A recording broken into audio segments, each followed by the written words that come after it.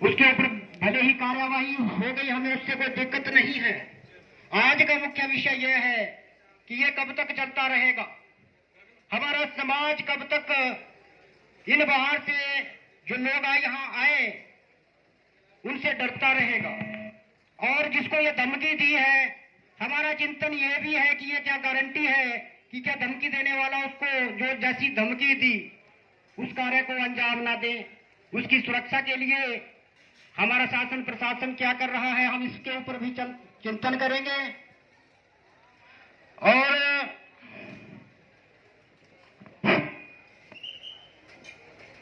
जो हमारे हिंदू जो समाज है, आप हिंदू हैं, मैं हिंदू हूं, हिंदुस्तान में जिसका जन्म हिंदुस्तान में है, जिसकी पुण्य भूमि हिंदुस्तान है, वो हिंदू है। इस तरह से आप और हम सब हिंदू हैं। परंतु ये एक जिहादी मानसिकता, जिससे कोई अनजान नहीं है, एक जिहादी मानसिकता हमारे देश के अंदर ही नहीं है, पूरे विश्व के अंदर है। पूरे विश्व के अंदर एक जिहादी मानसिकता है, जिससे एक विशेष संप्रदाय जो है प्रभावित है। हिंदू जो है धर्म की आड़ में कभी गलत नहीं करता। हिंदू कभी धर्म की आड़ में किसी गलत को सही साबित नहीं करता। अगर आप एक गलत करता है, हिंदू भाई, चार हिंदू भाई बोलेंगे भाई तू गलत है, बोलते हैं कि नहीं बोलते? गलत है। परंतु जो सही लोग भी हैं वो भी उनका प्रतिकार नहीं करते। और हमारा जो तंत्र है, चाहे वो सत्ता है, चाहे हमारी वो न्यायिक प्रक्रिया है, उसमें भी संरक्षण किसको मिलता है? जो गैर हिंदू होता है। त्योहारों की बातें करो तो कोड ऑफ कंडक्ट किसके ऊपर बनते हैं? दीपावली के ऊपर बनते हैं। हिमाचल प्रदेश के अंदर माननीय उच्च न्यायालय ने बलि प्रथा को बंद किया।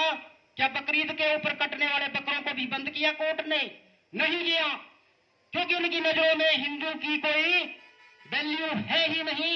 और ये देश हिंदुओं का है, ये हमें मानना पड़ेगा, समझना पड़ेगा। और जिसको ये समझ में नहीं आएगा उसको ये समझाना भी पड़ेगा, नहीं तो अपने ही देश में हमें बेगाना होना पड़ेगा। आप इस बात को मत सोचिए कि ये दिल्ली में हो रहा है, यूपी के अंदर हो रहा है। यूपी के अंदर आप किसी को अंगुली करके बताना।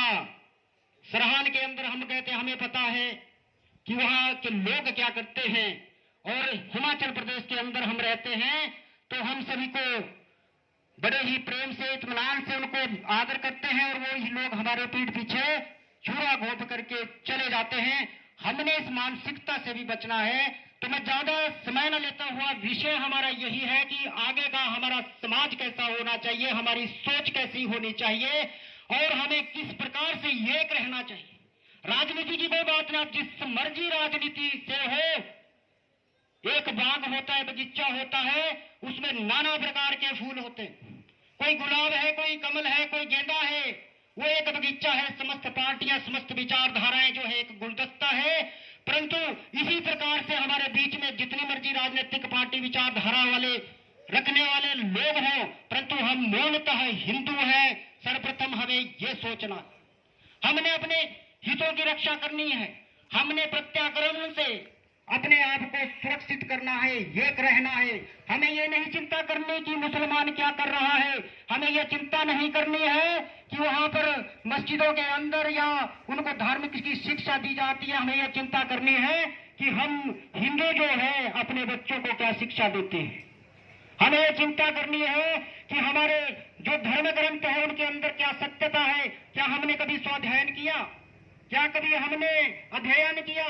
क्या हमने जो कहा गया है उसको आत्मसात करने के लिए साधना की या नहीं की? तो क्या हमने आगे आने वाली पीढ़ी को आपने कभी ज्ञान दिया? दूसरों के बच्चों को नहीं, अपने बच्चों से प्रारंभ करना पड़ेगा। अब मैं ज्यादा समय न लेता हुआ आज के मुख्य आकर्षक, आज के मुख्य अतिथि महोदय श्रीमान कमल गौतम जी। भारत माता की जय, भारत माता की जय। वैधानिक संस्थाओं के चुने हुए सभी प्रबुद्ध प्रतिनिधियों का मैं आभार व्यक्त करना चाहूँगा। आप लोगों ने हिंदू जागरण मंच के इस कॉल के ऊपर आज यहाँ इस मलोखर के चौक के ऊपर लगभग 10-12 पंचायतों की एक सम्मिलित महापंचायत करने का निर्णय लिया। उसके लिए यहाँ की क्षेत्र की जनता, आप लोगों ने समाज की आंतरिक सुरक्षा को ध्यान में रखते हुए सारे मतभेदों को, सारे मनभेदों को दरकिनार करते हुए संपूर्ण हिंदू समाज को आज यहाँ एकत्र लाने का जो आपने काम किया है, उसके लिए आप सभी चुने हुए प्रतिनिधि बधाई के पात्र हैं। जय श्री राम। साथियों, आप सबको विदित है कि आज हमारे देश का माहौल किस दिशा में बढ़ रहा है। के लोग आज देश भर में एक विशैली विचारधारा को लेकर के हिंदू समाज को टारगेट करने का काम कर रहे हैं।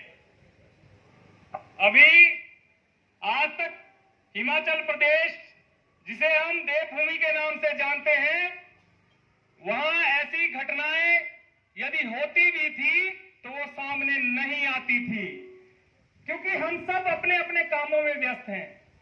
हम सभी को अपने अपने परिवार की चिंता है, कोई अपने रोजगार की चिंता में लगा हुआ है। सभी जो है अपने परिवार का भरण पोषण करने में, संपूर्ण हिंदू समाज जो है केवल उसी चिंता में दिन रात लगा है। हमने कभी इन विषयों को समसामयिक और इन विषयों की गंभीरता को देखते हुए इन विषयों के ऊपर कभी चिंतन ऐसे सामूहिक रूप में नहीं किया।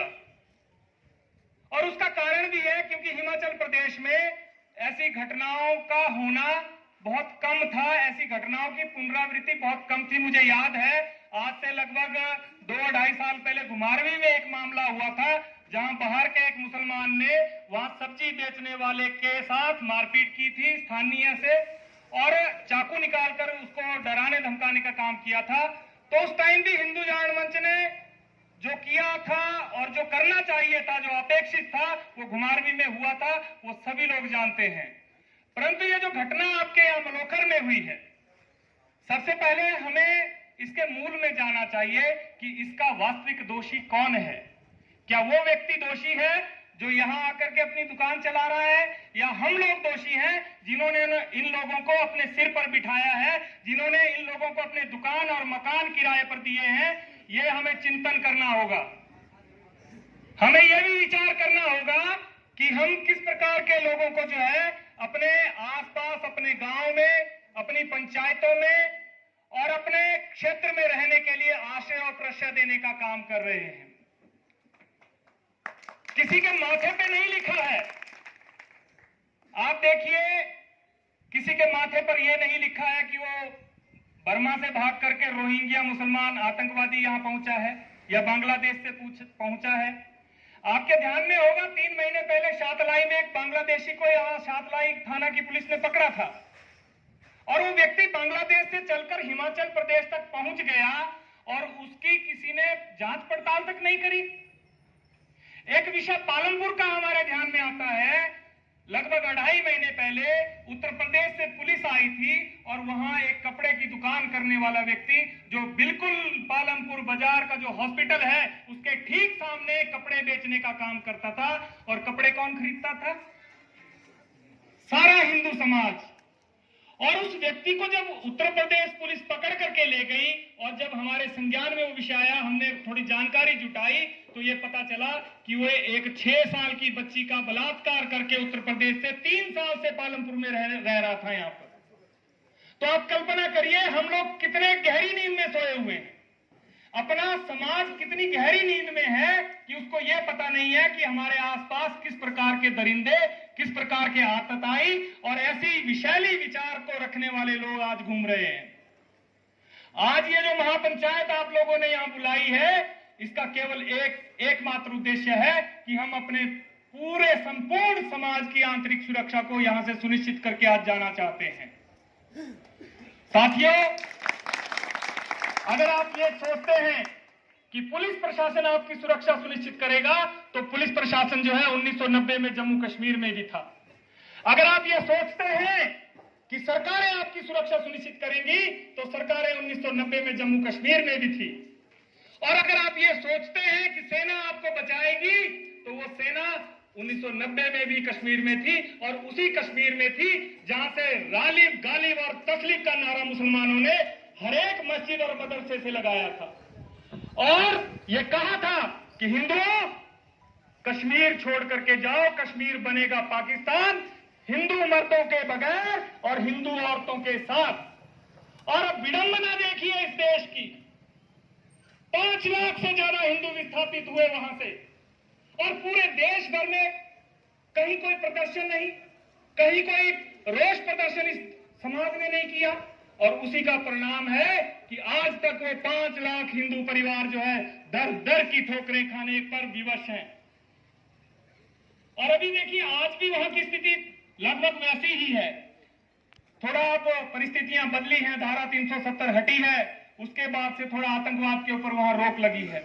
और आतंकवाद करने वाले लोग कौन, कहां से निकलते हैं ये लोग? ऐसी कौन सी फैक्ट्री है भैया जहां से इतना विकृत मन लेकर के और इतना विकृत मन से मस्तिष्क लेकर के ये लोग हमारे समाज में घूमने का काम करते हैं? सबसे पहले उसके मूल में हमें विचार करना पड़ेगा। ये जो आज कुकुर मुत्ते की तरह पूरे हिमाचल प्रदेश में मस्जिदों और मदरसों का जाल बिछ रहा है, यहां इतना जनसमूह यहाँ इकट्ठा, इतना हिंदू समाज यहाँ इकट्ठा हो रखा है, आप में से कितने लोगों को यह जानकारी है कि आपके बिलासपुर जिला में कितनी मस्जिदें और मदरसे हैं? मैं दावे के साथ कह सकता हूं 10% लोगों को भी यह पता नहीं होगा कि आपके आसपास कितनी मस्जिदें और मदरसे हैं। आपको जानकर हैरानी होगी, पिछले वर्ष हमने एक सर्वे किया था पूरे हिमाचल प्रदेश में, हिंदू जागरण मंच ने, तो बहुत चौंकाने वाले आंकड़े हमारे ध्यान में आए। 520 से ज्यादा मस्जिदें आज हिमाचल प्रदेश में बनकर के तैयार हो गई हैं, और आपके बिलासपुर में लगभग 35 मस्जिदें और मदरसे बनकर के तैयार हो चुके हैं, और आपके आसपास ही वो मस्जिदें और मदरसे बने हुए हैं। जिला बिलासपुर छोटा सा जिला है, कहां से ये फंडिंग आ रही है और कैसे ये सारी चीजें जो है हमारे आसपास गुपचुप तरीके से चलाई जा रही हैं? इसका केवल एक कारण है कि हम लोग गहरी नींद में सोए हैं। मेरे पड़ोस में क्या हो रहा है हिंदू परिवार ये जानने का प्रयास नहीं करता है। जब तक ये जिहाद की आग हमारे आंगन तक, हमारे घर तक ना पहुंच जाए, तब तक हम लोग जागने का नाम नहीं ले रहे हैं। भारत माता की जय, भारत माता की जय, भारत माता की जय। आप देखिए, जब से हिंदू जागरण मंच हिमाचल पूरे प्रदेश भर में काम कर रहा है, पिछले 2 वर्षों में ये जो लव जिहाद का दानव है, इससे 56 हिंदू बेटियों को बचा करके सकुशल उनके घर लाने का काम हिंदू जागरण मंच ने किया। लेकिन हम कब तक दौड़ते रहेंगे, कब तक बचा पाएंगे? हमें प्रहार उस जड़ पर करना है जहां से ये जिहाद पनपता है, और वो प्रहार कोई और नहीं कर सकता। कोई डीसी, कोई एसपी, कोई मुख्यमंत्री या कोई सरकार नहीं कर सकती, वो केवल हिंदू समाज कर सकता है। और आज अगर आप यहाँ आए हैं तो ये अपने मन में तय करके जाइए कि ऐसे जिहादी तत्वों के साथ, ऐसी फसादी कौम के साथ ना तो हम कोई व्यवहार रखेंगे, ना इनके साथ कोई व्यापार करेंगे। इनके जिहाद को खत्म करने का केवल एकमात्र उपाय है इनका आर्थिक बहिष्कार। ये प्रण लेके जाइए यहाँ से। जितने भी प्रतिनिधि यहाँ आए हैं, मैं उनसे भी निवेदन करना चाहूंगा, आप सब संवैधानिक संस्थाओं में बैठे हुए, संवैधानिक पदों पर बैठे हुए लोग हैं, आपके हाथ में बहुत सी चीजें हैं। संवैधानिक तौर पर जिन चीजों को किया जा सकता है, संगठन के तौर पर हिंदू जागरण मंच उन चीजों को नहीं कर सकता। हम लड़ाई लड़ सकते हैं, हम सड़क की लड़ाई लड़ सकते हैं, और वो लड़ाई हिंदू जागरण मंच निरंतर लड़ रहा है। हमारे कार्यकर्ता इस समाज के बीच में से ही निकल